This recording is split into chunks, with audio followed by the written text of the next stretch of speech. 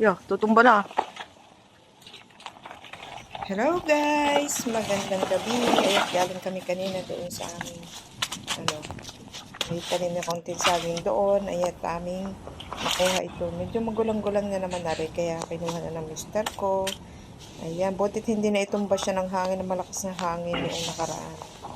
Ayan, di tayo ay may maipamigay at saka may mami merinda na. Kaya magaling din na may tanim. Ayan, tanim pa yata ito na himbian na noon. Ayan, ang mister ko nagkuha ng mga saging. Saging na saba po ito guys, din sa namin sa Batangas. Ayan, at meron pa pong isa.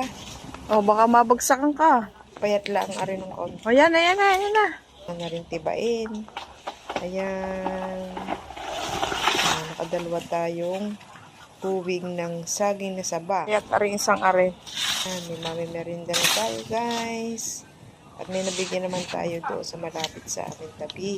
Thank you for watching.